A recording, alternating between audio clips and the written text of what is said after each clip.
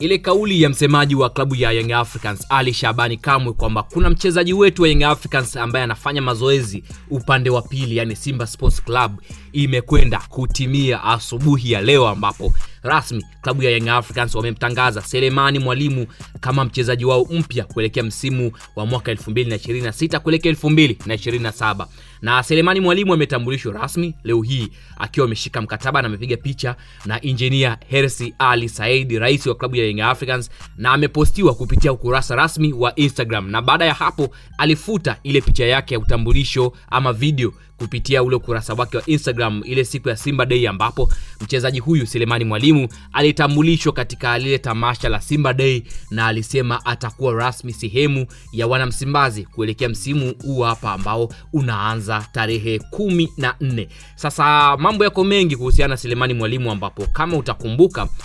wiki chache zilizopita Selemani Mwalimu alisaini mkataba mpya wa mkopo na klabu ya Simba, lakini baadaye klabu yake ya Wydad Athletic Club wakaweza kujibu mapigo na kusema kwamba hawatambui mkataba wa Selemani Mwalimu na Simba kwa sababu mkataba wake ulikuwa ni wa msimu mmoja wa mkopo, ambapo msimu tayari ulikuwa umeshakamilika. Kwa hiyo kabla ya klabu ya Simba kuweza kumuongezea tena mkataba mpya Selemani Mwalimu, walitakiwa wawasiliane kwanza na Wydad ndipo mambo ya mkataba yafuate. Lakini baada ya hapo kweli uongozi wa klabu ya Simba ulifanikiwa kuzungumza na uongozi wa Wydad Athletic Club kuhusiana na masuala ya mkataba wa mkopo wa Selemani Mwalimu, na walifikia makubaliano ambapo Ijumaa ya wiki iliyopita Simba walitakiwa wao wameshakamilisha malipo ya Selemani Mwalimu ya mkopo, lakini Simba walichelewa. Kilichofanyika ni kwamba rais wa klabu ya Young Africans engineer Hersi Ali Said alifunga safari na kwenda kuwafuata uongozi wa Wydad na wakaweza kuzungumza. Baada ya hapo wakakubaliana kila kitu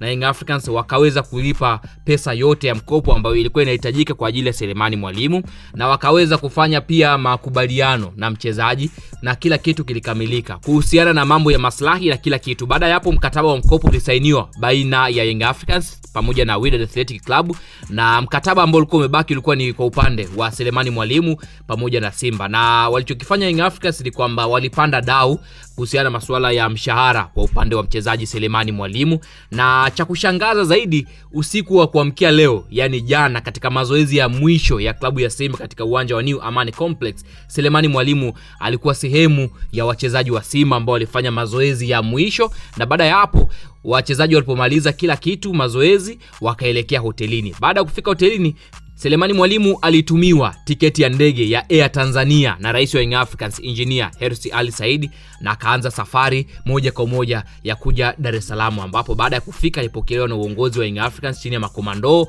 na wakaenda kusaini mkataba. Baada ya hapo asubuhi tu mapema watu wanaamka na kukuta Selemani Mwalimu tayari ametambulishwa kunako klabu ya Young Africans. Shida inaweza kuwa nini hasa hapa? Kwa nini Selemani ameenda kusaini Young Africans wakati alishatambulishwa kunako klabu ya Simba Sports Club siku ya Simba Day? Mambo yako mengi hapa ya kujiuliza. Ni kwamba Selemani Mwalimu alishamalizana kila kitu na upande wa Simba Sports Club, lakini kilicho delay ni kwamba uongozi wa Simba ulichelewa kuweza kutuma zile pesa, lakini Young Africans walichokifanya ni umafia wa hali ya juu, kwa sababu waliangalia mkataba ulikuwa unahitaji nini,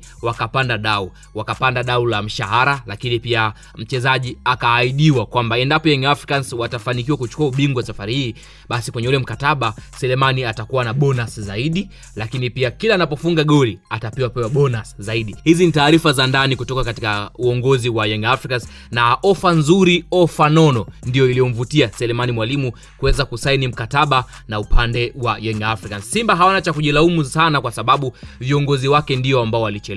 walichelewa kufinalize deal la Selemani Mwalimu, lakini pia walichelewa kuzungumza na mchezaji na kuweza kupanda dau, kwa sababu ofa ambayo Selemani Mwalimu alikuwa ameipokea msimu uliopita kutoka katika uongozi wa Simba ndio ofa ile ambayo pia walikuwa wanataka kuendelea nayo kwa msimu huu hapa, ambapo Young Africans walibidi wapande dau kwa upande wa mshahara na maslahi binafsi ya mchezaji. Kwa hiyo sasa kilichobakia ni Simba kuweza kumshusha ile X factor, na endapo hata kwa Faisal Salum Abdalla kama vile ambavyo anazungumzwa, pengine hapa sasa tunaweza kuzungumza lugha nyingine. Mashabiki pamoja na wanachama wa klabu ya Simba hawatawaelewa viongozi wao, na pengine hiki kilichofanyika kinaweza kuwa sehemu ya kutumia kuwatoa Simba mchezoni kuelekea kesho katika mchezo ule wa ngao ya jamii kati ya Simba pamoja na Young Africans. Kwa hiyo viongozi wa Simba hapa wanacha kujifunza na wanatakiwa wajilaumu kwa nini wanafanya mambo kianalogia kati sasa hivi watu tuko digital, kwamba unamalizana mchezaji, unamalizana timu yake pale ambapo unapewa deadline inatakiwa umalize kila kitu. Mpira kwa sasa ni biashara. Endapo unafanya makubaliano inatakiwa umalize kila kitu on time. Pale ambapo unachelewa unajua kabisa kwamba Selemani toka msimu uliopita Young Africans walijaribu kumuhitaji lakini kashindikana. Kwa hiyo ilikuwa ni lazima tu msimu huu wadili naye tena, na wamefanikiwa kwa sababu wamecheza na mapungufu na madhaifu ambayo yameonyeshwa na viongozi wa Simba. Kwa hiyo yale mambo ya tumtaki Mangungu pengine tukasikia tena, japo Mangungu hauseki kabisa kwenye ile dili la Selemani Mwalimu.